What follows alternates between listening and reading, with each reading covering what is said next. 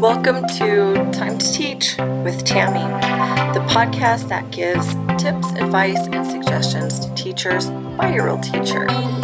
So sit back and enjoy. And oh yeah, don't forget to subscribe.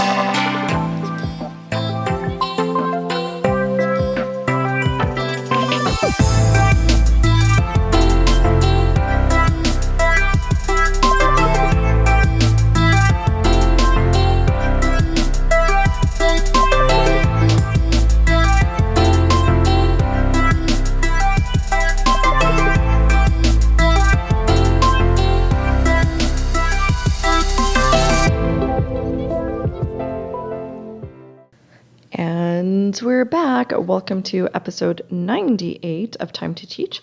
Today's episode is entitled Teaching Remotely, a look at your schedule, reading groups, and student feedback.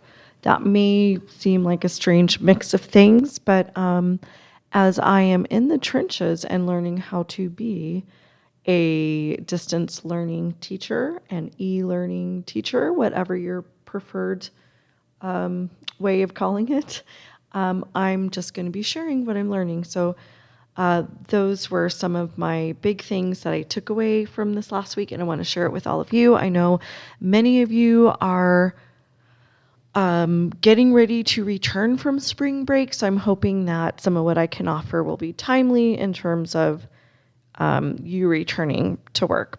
Some of you are also in the midst of this figuring out too. So I think if we can use our collective brain and work together, we can figure this out and do the best that we can. That is all we can do. So last week, episode 97 was my first episode regarding teaching remotely. And even though I've typically been on an every other week schedule, because I feel like this is very pressing and urgent since many teachers are finding themselves in the same situation, I'm putting this content out because I just think time is of the essence. There's no time to wait. So that's why you're hearing so much from me. Anyway, let's go ahead and get started. Okay, first thing that I wanted to share was the schedule. In last week's episode, I did touch on my schedule and what it looks like, but today I really wanted to spend a little more time going a little more deeply into what exactly I'm doing within those time frames. So I think I gave you a breakdown of what happens, or I told you like what I'm doing during those times, but I didn't break down each one and say, this is what that means. So I will be doing that right now. Okay. So I am still starting my day pretty early because I pretty much thrive in the morning. I am a morning person. I like to get up early, do my stuff, and I just feel very productive that way. So I actually start work at 7. So even though I'm working remotely, and no, I don't have to start work at 7, but it's what I do, people. It is what I do. So from 7 to 8, this is pretty much time that I'm spending checking emails. That's a big thing that I'm doing, checking emails. It's kind of nice because I'm not like technically I'm like I think even when we're on site, we have to be at work at like 7:30. I think, I don't know. I start my day usually about 7 o'clock. So I'm just keeping the same schedule. So anyway, so because it's not technically my time that I have to be working, it's nice because I can slowly drink my coffee, check my email, respond. I might also be looking at like upcoming things that I need to be putting together. Like, do I have things ready for my groups today? What lessons will I be working on this week in terms of recording? But I'm typically not recording any lessons at 7 o'clock, but I'm just kind of looking at things. It's a very nice way for me to start my day because it's kind of slow paced. And then, so that's pretty much my first hour. And then from 8 to 9 is what I have scheduled as my planning period. I will also say a couple times a week I have a grade level leader meeting that hour, so I'm kind of rotating. I think it's like twice a week. So Monday and Friday, although I think last week it was Tuesday and Friday. So I'm either doing what I'm about to tell you or I'm in a meeting during that first hour. So planning, that this is where I'm like really getting heavy duty into my planning. So this is the time that I will be recording lessons, not lessons that need to go out that day because they need to be up and ready already, but lessons that I want to make sure I have ready and recorded for the week, especially the next day. So anything that I want to have recorded, any lessons I want recorded by the next day, I will start doing in that 8 o'clock hour. So I'm getting my materials, I'm recording those lessons. I'm just getting those things ready. Okay. That's really important. And I always start with what are my priority lessons? Priority lessons are obviously the ones that have to be ready by the next day. I don't want to wait until the last minute. I want those up and ready because I will be making sure that everything is up on my website and ready before 8 o'clock. Oh, which is something else that I'm doing in the 7 to 8 o'clock hour. If I had not posted that day's schedule, I make sure I have it on my website. I'm posting any last minute things where I might be like, oh, I didn't post this. So I'm making sure I have it up on my website, just a place where everyone can go to, everyone being the parents. So anyway, that's also what I do in the 7 to 8 o'clock hour, forgot to mention. But yeah, so planning, I'm recording the lessons. I work in the platform I've been using that I love is Seesaw. So I've mentioned this many times, but just in case, Seesaw is basically a digital portfolio app. You can use it on an iPad, a smartphone, although for student work, obviously phones are not what we want them working on, and the computer. So it's actually much more than just a digital portfolio. That's the way that they're kind of advertised, but I feel like it's a little bit misleading because there's so much you can do on Seesaw. You can leave them activities and they can work on those activities. And even when I have work that I'm giving them that's not a digital activity, like maybe it's just do a writing piece, they can take a picture of it and leave it in Seesaw. So anyway, I'm creating things that need to be posted in Seesaw. I will create those activities also during my 8 to 9 planning hour. So all things planning related, I'm working on between 8 to 9. Then 9 to 9:40, we are doing story time. So I am offering story time every day. It's not mandatory. Really, it's kind of hard at this point to make things mandatory. I think the longer we go with this after spring break, because where I'm at right now, we have one more week and then we get into spring break. If we, after spring break, which is 2 weeks long, if we're still having to do digital learning or remote learning by that time, then yes, of course, I think things will have to be a little more mandatory, but I don't know. It's a hard situation. What can I say? It's just hard. Anyway, so story time. And I was very lucky because I brought a lot of my reading books for this unit. I brought it home with me in anticipation of all of this craziness. So, so I just read a book from one of the books that I have. If you do not have a lot of books at your house or the books that you need for the units you're teaching, I mean, I guess if you have books, read whatever you have and make it work. But there are so many options online, like Get Epic is an option. Books is one that I recently found out about, but those are digital stories, so I don't know that I would do that during my story time. I say there's lots of options, and now I'm pretty much drawing a blank. But Get Epic is one of my go-to ones, and I know there's been online so many different links posted to book. So you definitely, if you don't have a physical book with you, there are options, there are ways to make it work. It's just really kind of a matter of going through those resources and finding something that is going to work. So anyway, I actually read them a book. It's really nice. I feel like it's been a good turnout. I think I only get about half of my students. That's totally fine. It's nice. It's there for kids who want it.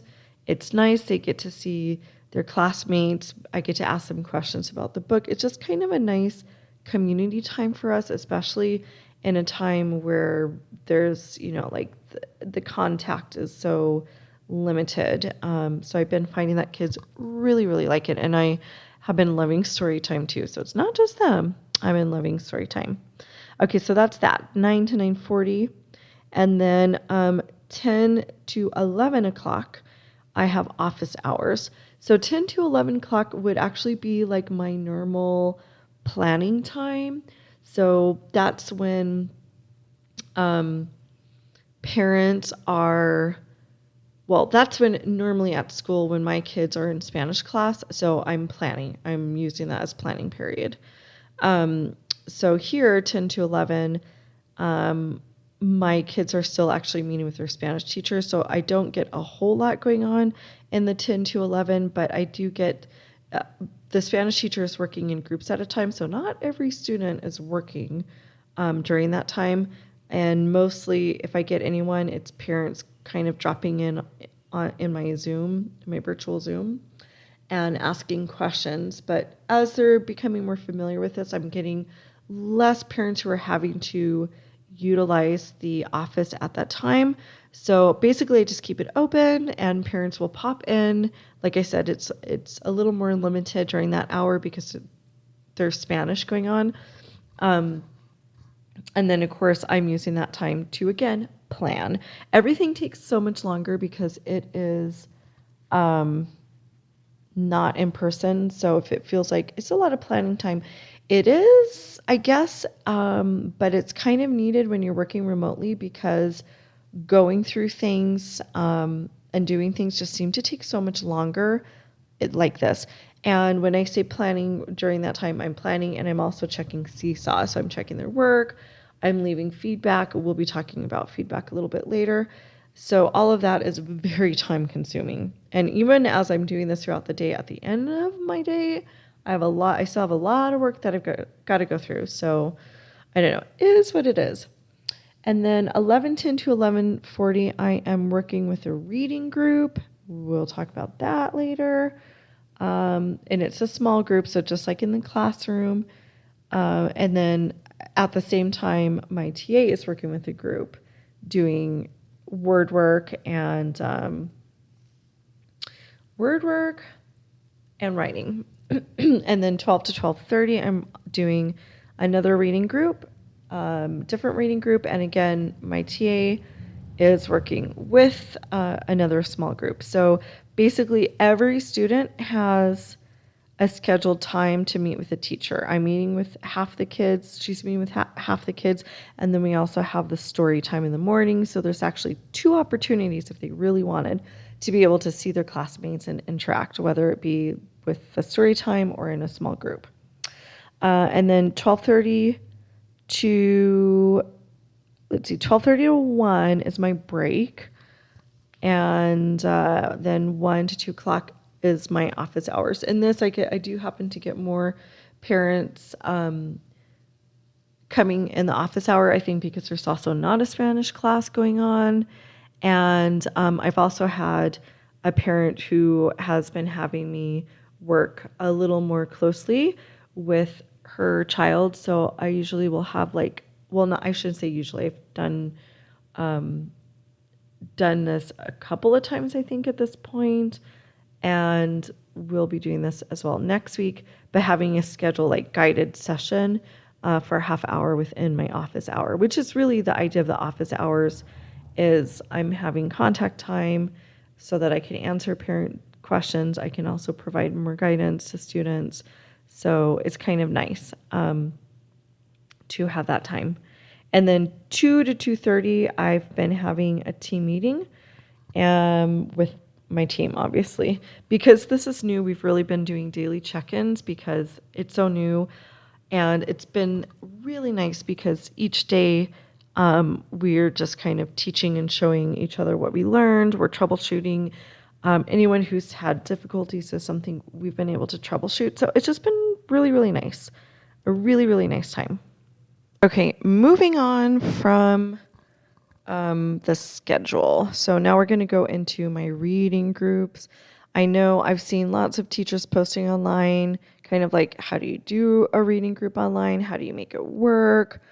I have to kind of preface this by saying it is not going to be perfect. So please, we have to understand that obviously this kind of teaching and learning is not ideal. I think if we've learned any lesson through all of this, I think we can always say there will always be a need for actual teachers. That's just what it is. I don't see anything replacing us anytime soon. Nothing replaces a good teacher who can be right there and work with the student. Okay. So having said that, just like realize that.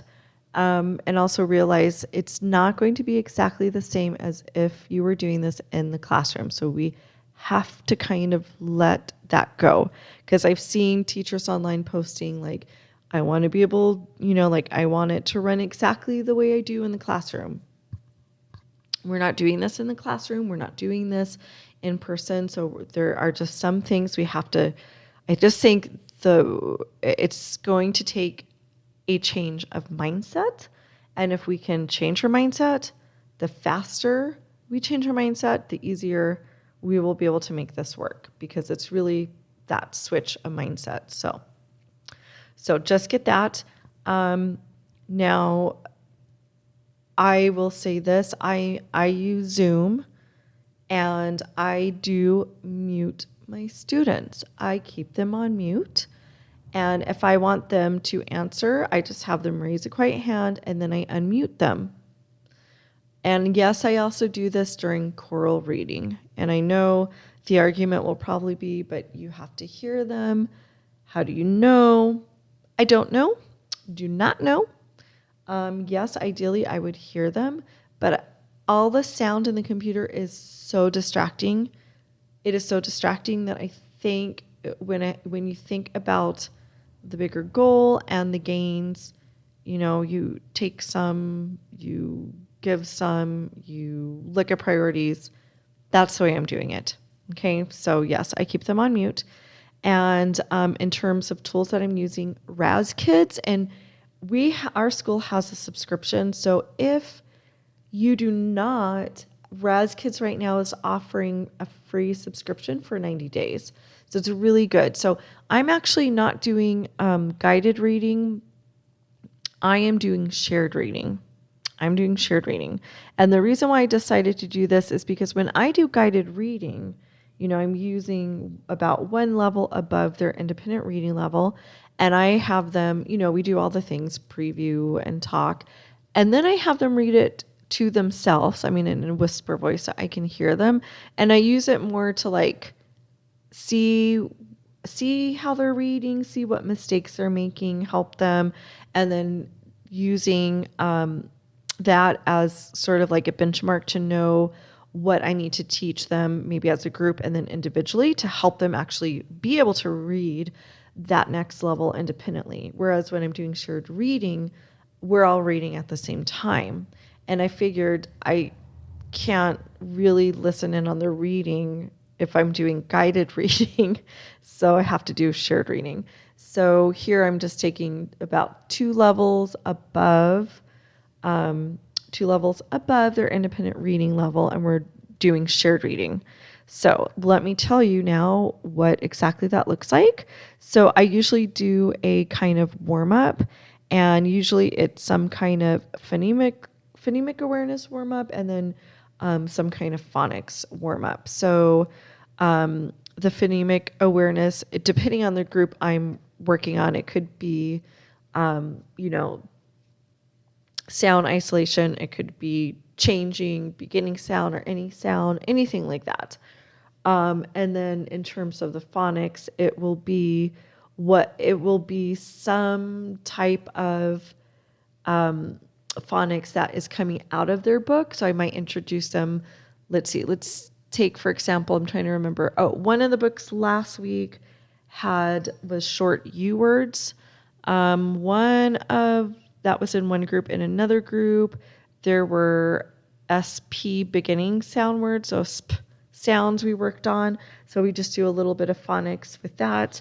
The thing I like about Zoom is the virtual whiteboard. So I would just write down some words. We would, like I said, we would do our oral warm up first, and we would go into actually thinking about the sound, and then looking at the sound and reading words with the sound, and then even going into, I would write a sentence and we would read sentences with the sound. So lots of different things. However you do that, I always like to have some kind of warm up.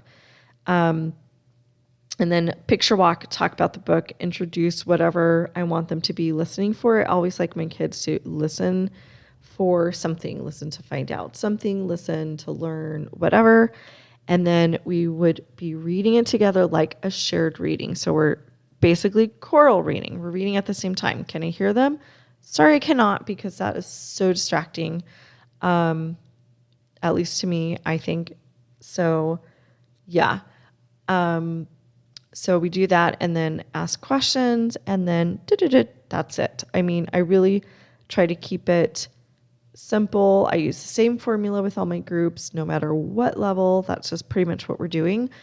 And then I can ask questions, and then later in our next group session, small group session, build on from there. Now I have a 30-minute time blocked for it, but I would say I'm working with 6 and 7-year-olds.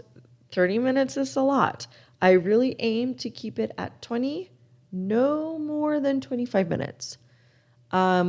So, you just kind of have to look at what are my priorities and do the most important things within that time. The other reason why I have 30 minutes blocked is because I usually take like the first 5 minutes, or at least the first like 3 to 5 minutes, to check in with them as we're waiting, because this is the other difficult thing. Some kids are joining a minute late, or I've had, in some cases, they're joining the group halfway through the group. It's not a perfect situation. It is what it is. You do the best with what you have.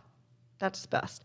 So I give them a couple of minutes and I just check in with the kids like, oh, how are you feeling? Do you want to share something? I might share something. We're just kind of, burning up the first couple of minutes as we let friends join. So that's it. Those are my reading groups, and I've been very much enjoying it. And I think the parents feel good because I've had parents express that they're worried that their child is going to kind of fall behind, especially those who are struggling. And yes, of course. And even with this, I don't think it's still not going to be the same as if we had a full class day and did what we normally did. But like I said, we do the best with what we have. Okay, so that's reading groups. Next, a little bit on feedback. So, feedback is feedback, I guess, regardless of what type of platform you're using. Earlier, I said I use Seesaw. So that's a platform that I am using, and I quite like it. By like it, I mean I love it. I love Seesaw. I have been singing Seesaw's praises since a long time, well before this happened. I've been using Seesaw. Last year was not the first year that I used it, but the first year I use it the way I currently use it. So I love it. Love Seesaw. Oh, and this is not sponsored by Seesaw, so in case anyone is thinking that, no sponsorships. I just honestly, truly love Seesaw. Okay. So let's say I want to preface again with feedback. It is not going to be the same as in the classroom, okay? There's something about feedback happening in the moment, real time. Obviously, that is optimal and that is preferred, but that's not the situation we're in. Again, making the best with what we have.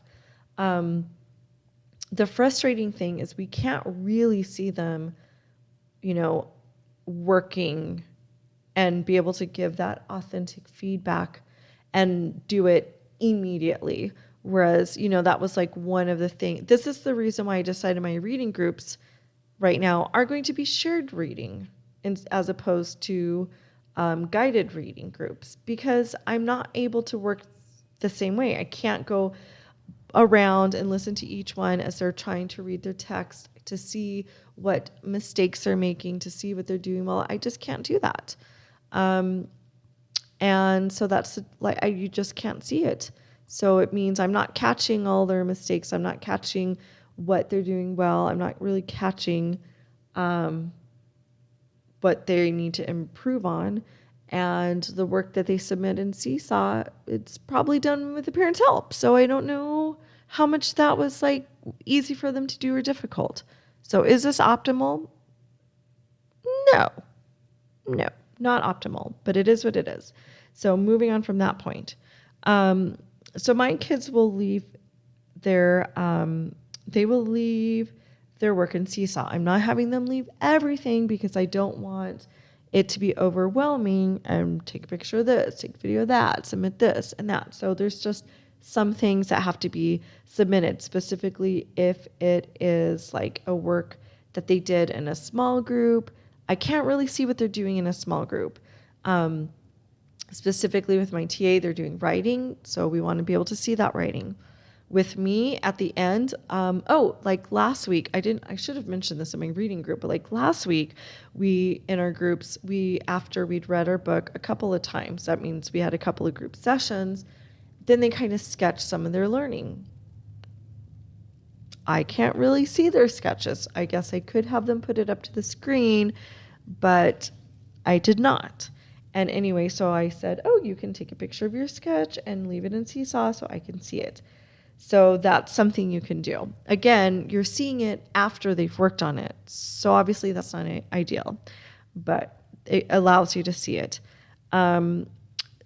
When they're leaving things, I do ask them to take a close picture, because sometimes they'll kind of put it down on the table and take a picture where you can see, yes, they did it. But if I actually want to see the work and be able to provide feedback, I have to actually be able to get up close and personal with that work. Okay. So specifically in Seesaw, the nice thing is you can leave audio messages. So you can leave audio messages, and now that we have, I guess they've probably always had this, but with the premium feature, you have a send back button. So I can be like, hey, can you check this? Again, we're working in math. We're doing skip counting.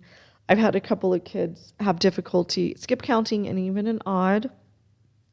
So I've had a couple of kids who have had trouble with that. So I just go, can you look at the odd section again? There are some numbers that are not quite right or something like that. Kids with their writing, and I see some spelling patterns that we've worked on, and I'll just say, hey, can you check this word and that word? Just make sure you have all your sounds. There's something missing. I'm not obviously telling them what it is. I want them to do that kind of work. So that's how I've been doing feedback. And then they change it and then they submit it again. I also give feedback on things that they're doing well. So, hey, I really like how you did whatever it is, X, Y, and Z. Just like in real life, in the classroom, you're not just giving things that they're doing incorrectly. You want to make sure you're giving positive feedback and let them know the things they're doing well so they can continue to do it. If they don't know what they're doing well, they may not know to continue doing that. Another thing is reflection is still important. And at least in the premium, so if you don't have premium in Seesaw, I'm sorry, you could also do this, but as a separate assignment. You can add multiple pages, so adding a second page to their work on a reflection, like what was easy about this, what was hard about it, and they don't even have to type it. You can say, leave that as an audio message. So remembering that even though we're doing things differently, having student reflection is still something that we can do. And even if you're not using Seesaw, whatever platform you're using, just think about how can I include it in that platform. There's, I know a lot of teachers are also using Google Classroom, so you could easily utilize that within Google Classroom. Okay, you guys, so that's pretty much it. I know it was kind of a mix of things, but those were big things I felt that I've been able to figure out. So I wanted to share those because there are probably other teachers who are struggling with that. We will do a wins and fails segment. Let's see. Let's start with our wins. Wins for the week. Week 2, it was still a bumpy road, but not quite like week 1 of this. Because by week 2, I really had a solid schedule. Week 1, I did not have a solid schedule. That was really hard. And so I was able to figure out a lot more things. So I had a schedule. I started working in small groups. So I just felt like week 2 was so much more smooth than week 1. So that was a definite win. Fail for the week. I would say, I don't know. I don't have anything that's like super standing in my mind, but I would say even though the week was a lot better, there's still, it's still kind of long days. Although by the end of the week, my days were not so long. So that just kind of leaves you feeling a little depleted and tired. But I really think now that I'm going into week 3, that this is going to be the best week yet in terms of teaching remotely, because I have a lot of things in place. So a lot of it is just having systems and having things in place when you're kind of building the ship as you're trying to sail it is when it becomes, very stressful. So that's it, you guys. I really hope that this helps you, that this can give, like I said, I don't have all the answers ever on anything. But I'm sharing what I have learned. I know many teachers are about to embark on their own journey. Many teachers are doing this right now, but many are on spring break, and they're going to start doing this. So if this helps to give some ideas, that's just my biggest hope. And if you have ideas that you can share, something that's working for you, I'd love to hear from you. Please remember you can tweet to me at any time. That's the best way to get a hold of me. My Twitter handle is at TammyJ123. That's at TAMIJ123. Until next time. Wait a minute. Wait 1 minute. Before you go, don't forget you can catch our show notes online at www.timetoteach.libsyn. That's libsyn.com. We're also on Facebook at Time to Teach. Don't forget to check out our Facebook group, Teachers for Effective Curriculum. And if you're an educator with your own podcast show, I invite you to join our brand new Facebook group, Teachers Who Podcast. Let's grow a community where we can network, problem solve, and discuss anything and everything podcast related. I'll see you there.